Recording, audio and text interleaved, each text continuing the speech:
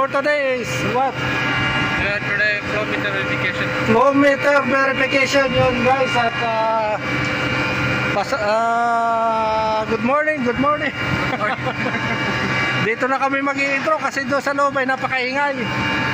So nag-skip muna kami doon sa PSB calibration.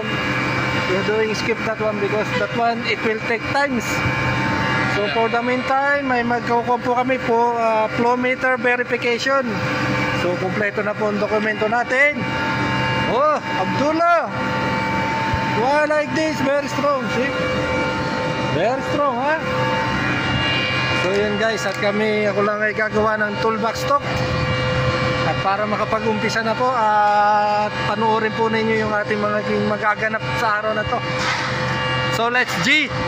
So mga guys, tayo ay kukuha muna ng pampasak sa ating tainga. Itong ear plug. Kasi maingay dito sa loob at sigurado hindi tayo magkakarinigan. So siguro kukunan ko na lang siya ng video kung paano niya ginagawa kasi maingay dito. Loob ng araw. Kuha ko nito yung plug para dito.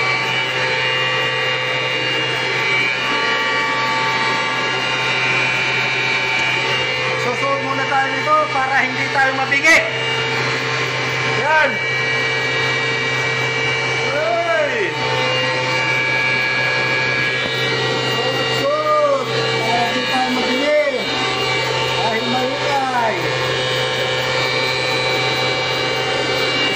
Bibigyan ko rin.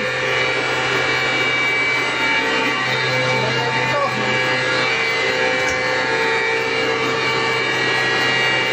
Mabaron.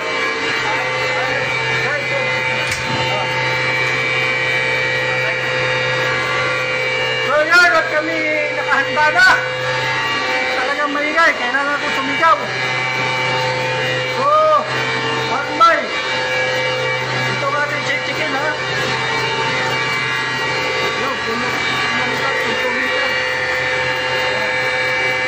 Yan po ang aming chichikin ngayon. Ikukuhan po namin matching or verification po.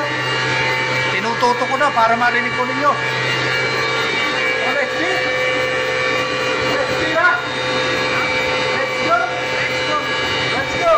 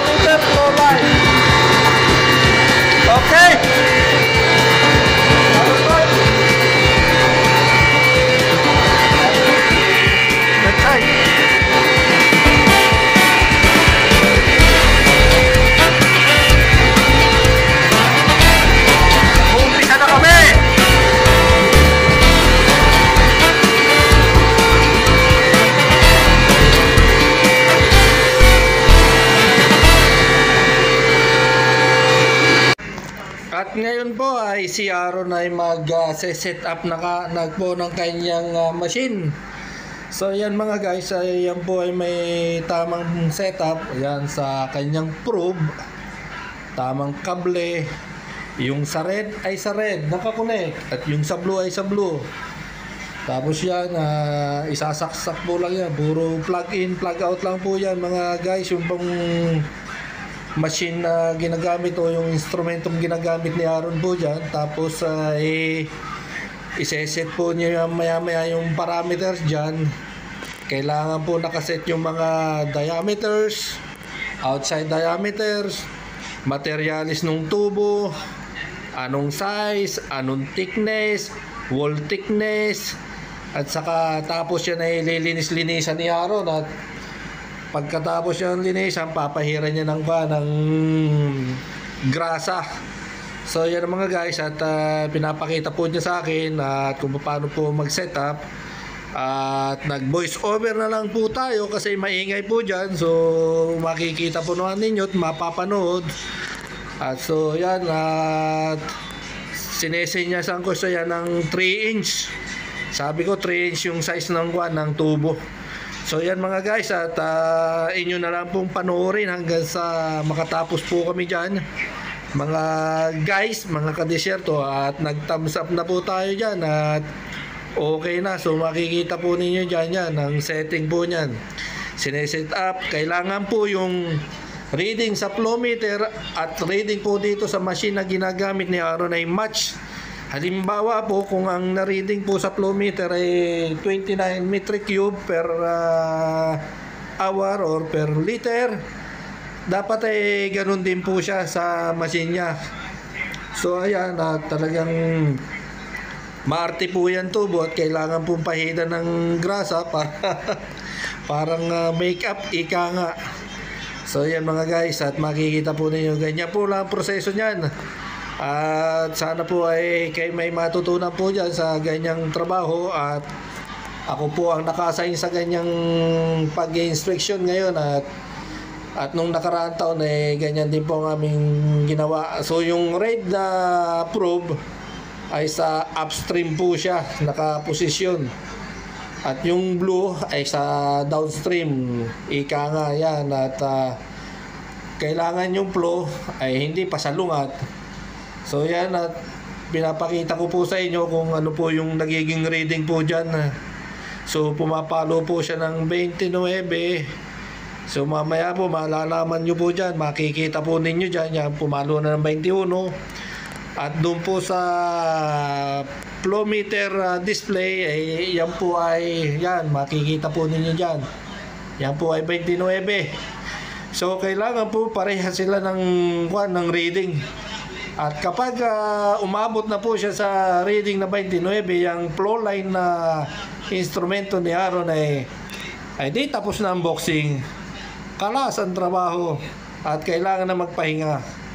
So let's gin tayo. So panoorin po natin yan, at sana'y may matutunan kayo ng konti sa ating video ngayon. Let's G!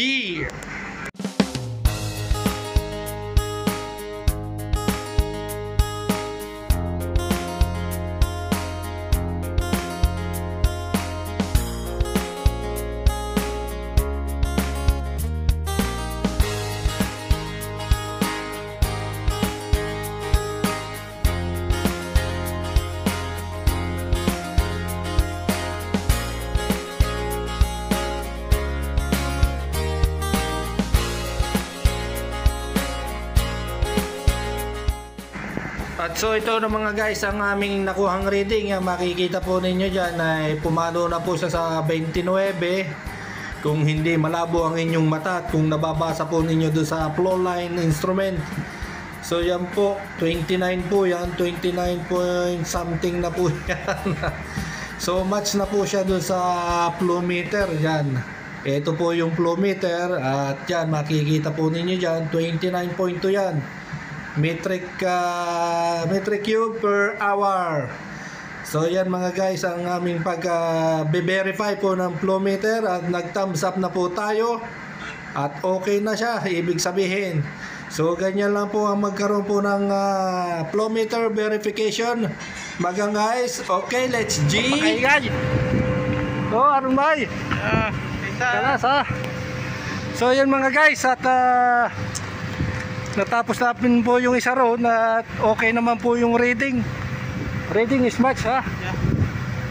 So makikita naman po ninyo sa video po natin na yung reading ng flow meter na naka-install ay match base doon sa instrument. Sunday! Sige ya! So lilipat po kami ng pwesto. Dito naman kami sa hindi naman maingay. Tahimik lang ang buhay.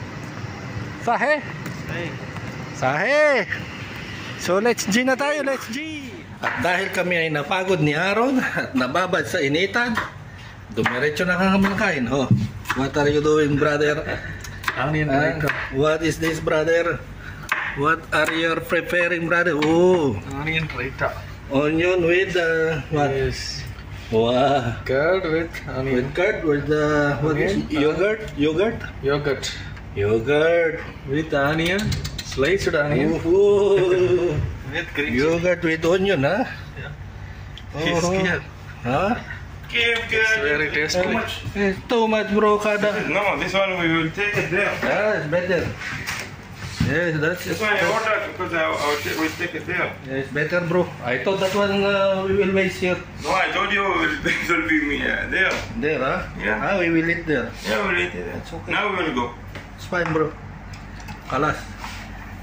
Hey, I told you, right? jaldi. So that's why Abdullah said, what this mesh cake? Okay. Mesh cake. This one.